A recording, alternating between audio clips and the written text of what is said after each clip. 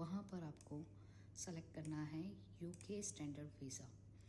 जैसे ही आप UK standard visa type करेंगे, आपके सामने यूके की वेबसाइट आ जाएगी जिस पे आपको अप्लाई फॉर स्टैंडर्ड वीज़ा पे क्लिक करना है। जैसे ही आप उस पर क्लिक करेंगे, आपको विजिटर की सारी डिटेल मिल जाएगी कि आप कौन सा स्टैंडर्ड वीज़ा अप्लाई कर सकते हैं, वीज़ा की फ़ीस क्या रहेगी और अप्लाई ऑनलाइन। तो हमें यहाँ पर अप्लाई नाउ पे क्लिक करना है। तभी आपसे कंफर्म करेगा कि आप किस लैंग्वेज में अपना फॉर्म भरना चाहते हैं। बेसिक सभी इंग्लिश में भरते हैं, तो हम यहाँ पर इंग्लिश ही सेलेक्ट कर रहे हैं। इसके बाद आप नेक्स्ट पे जाएंगे। यहाँ पर आपसे कंट्री पूछी जाएगी जहाँ पर आप अपने फिंगरप्रिंट्स, बायोमेट्रिक और फ़ोटो सबमिट करवाने जा सकते हैं। तो अगर आप यूएई रेजिडेंस हैं तो यहाँ पर आपको यूनाइटेड अरब एमिरेट्स क्लिक करना है। देन नेक्स्ट पे आपको क्लिक करना है। यहीं पर आपसे कंफर्म करेगा check available visa application centre location, जो कि आपने पहले ही मेंशन कर दी है, यूनाइटेड अरब एमिरेट्स। तो आप अपने document and photo and fingerprint यहीं पर देने जाएंगे। तो आप बेसिकली इसे नेक्स्ट कर सकते हैं। यहाँ पर आपको दिखाई देगा कि apply for UK visit visa. आप किस तरह से विज़िट कर सकते हैं, टूरिज़्म बेसिस पे, बिज़नेस बेसिस पे, मैरिज और फ्रेंड फैमिली से मिलने के लिए। तो आप ये स्टैंडर्ड वीज़ा की कुछ डिटेल्स हैं और उसके बाद बताया जाएगा कि आप अप्लाई कैसे कर सकते हैं। तो हम यहाँ पर सीधा स्टार्ट नाउ पे क्लिक करते हैं ताकि हमारे पास एप्लीकेशन स्टार्ट हो जाए। नेक्स्ट यहाँ पर आपको अपनी ईमेल आईडी रजिस्ट्रेशन करनी पड़ेगी। हमने हमारी ईमेल आईडी ऑलरेडी रजिस्ट्रेशन कर रखी है, तो यहाँ पर हम अपना यूज़र नेम और पासवर्ड मेंशन करेंगे और आप वही पासवर्ड रखें क्योंकि आगे आपको ये पासवर्ड सेम काम आने वाला है। जब भी आप लॉगिन करेंगे तो यही सेम पासवर्ड आपको बार बार लॉगिन करना होगा अगर साइन आउट हो जाता है तो। इसके बाद आपसे ये पूछा जाएगा कि ये मेल आईडी आप ही की है या किसी और की। यहाँ पर ये हमारी मेल आईडी है, हम हमारी क्लाइंट के लिए वीज़ा अप्लाई कर सकते हैं। तो यहाँ पर आप येस कर सकते हैं एंड कंटिन्यू कर सकते हैं। अगर आपके पास कोई और दूसरी ईमेल आईडी है तो आप उस पर यहाँ पर येस करके डाल सकते हैं। अगर नहीं है तो नो सिंपली करें और सेव एंड कंटिन्यू पे क्लिक करें। यहाँ पर आप अपना टेलीफ़ोन नंबर मेंशन करें। यहाँ पर वो टेलीफ़ोन मेंशन करें जहाँ पर आप रहते हैं। इसके अलावा जब भी आप यूके जाएंगे तो वो यूजेबल होगा, वहाँ पर आप उसे यूज़ कर सकेंगे। इसे सेव करने के बाद आपसे पूछा जाएगा कि आपके पास कोई दूसरा नंबर है। अगर आपके पास है तो येस करें, अगर नहीं है तो नो करके सेव एंड कंटिन्यू करके आगे चलें। इसके बाद अगर आप यूके जाते हैं तो आपसे कनेक्ट कैसे किया जाएगा, कोई भी।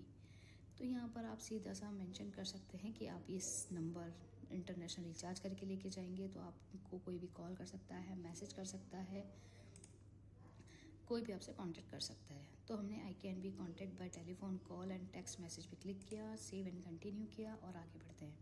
अब यहाँ से स्टार्ट होता है हमारी पर्सनल इन्फॉर्मेशन फॉर एप्लीकेशन। तो आपके जो भी डॉक्यूमेंट में इंफॉर्मेशन है वो यहाँ पर आपको एज इट इज़ मेंशन करनी है, जो कि आपका पासपोर्ट में नेम है। तो first name, then family name यानी सरनेम के लिए आपको डालना होगा जो कि आपके डॉक्यूमेंट्स में मेंशन है।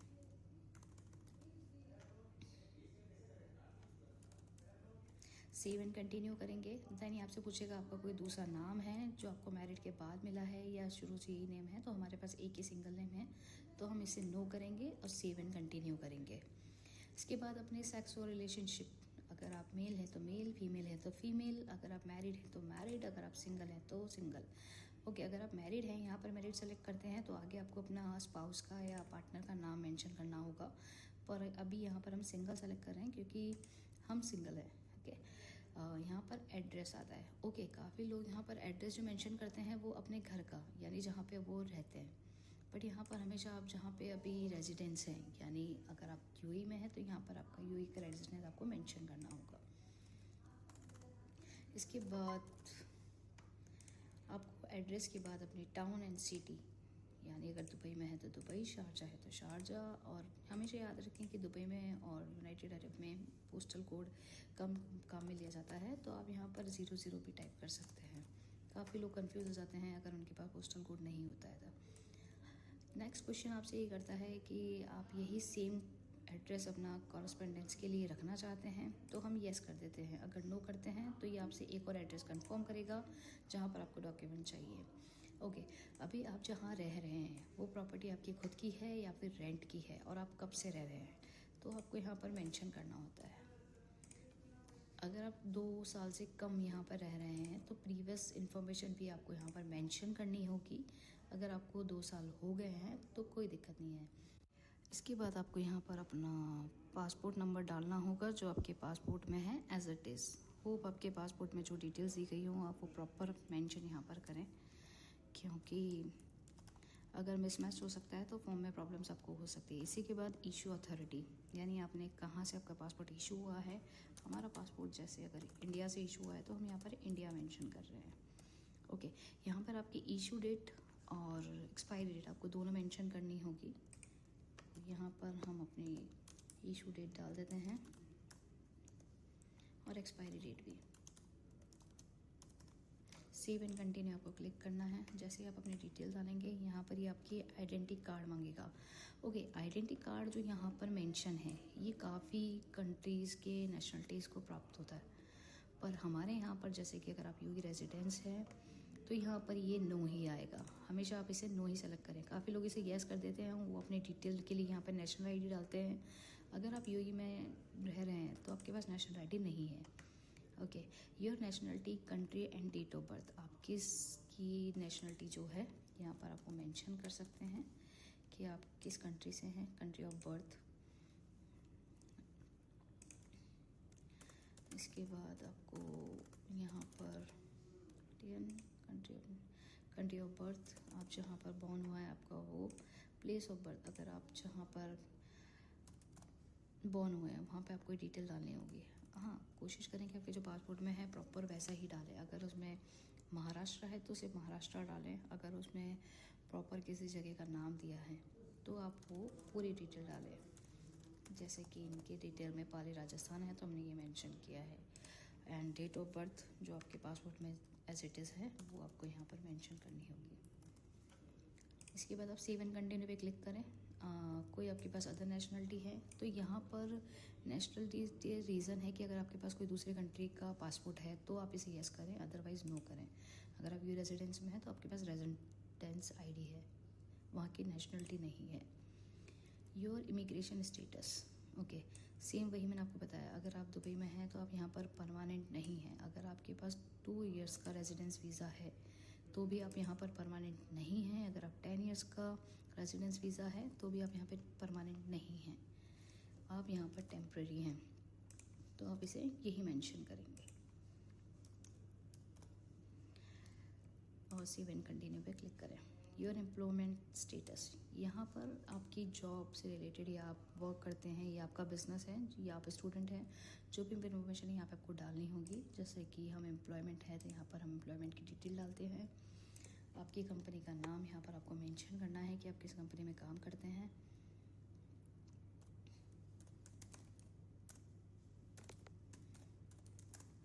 एम्प्लॉय का एड्रेस, जहाँ पर आपकी कंपनी है उसकी पूरी डिटेल्स आपको मेंशन करनी होगी।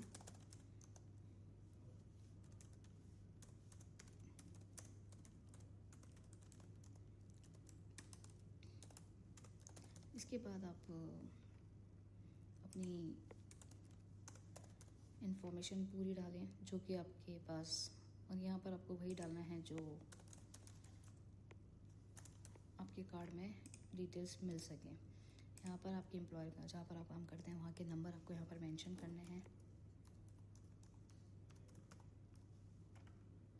आप वहाँ पर कब से काम कर रहे हैं वो आपको यहाँ पे मंथ और ईयर लिखना होता है।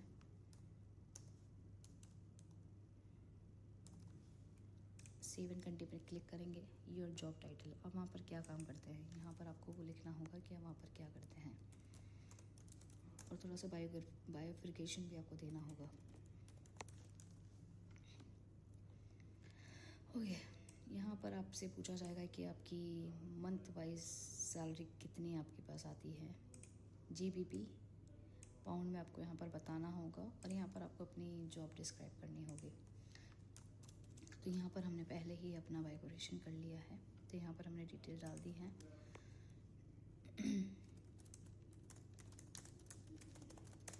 यहाँ पर अपनी जॉब के बारे में आप इन्फॉर्मेशन डाल के इसको आगे कर सकते हैं। अब यहाँ पर आपसे पूछा जाएगा कि आपकी इनकम एंड सेविंग कितनी है। ओके, अगर आप यहाँ पे काफ़ी टाइम से काम कर रहे हैं और अगर आपने कहीं अपना पैसा इन्वेस्ट कर रखा है तो यहाँ पर आप सेविंग में उसे सेलेक्ट कर सकते हैं। बट अगर आप जॉब कर रहे हैं और आपके पास पैसा नहीं है तो I do not have any other income और सेविंग पे क्लिक कर सकते हैं।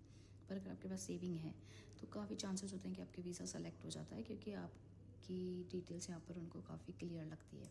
पर हाँ, अगर आप सेविंग में डाल रहे हैं तो आपके पास डॉक्यूमेंट उस अकॉर्डिंग होनी चाहिए और उसकी प्रॉपर इन्फॉर्मेशन होनी चाहिए कि आपके पास इनकम किस चीज़ की होती है। Okay, about your cost for visa, अगर आप यूके जा रहे हैं तो वहाँ पर कितना इन्वेस्टमेंट करेंगे आप, कितना यूज़ करेंगे अमाउंट, वो यहाँ पर आपको लिखना होता है। तो जैसा कि हम यहाँ पर मेंशन कर रहे हैं 5000, क्योंकि हम इससे ज़्यादा नहीं कर पाएंगे। About your financial situation, what is the total amount money you spend each month, अगर आप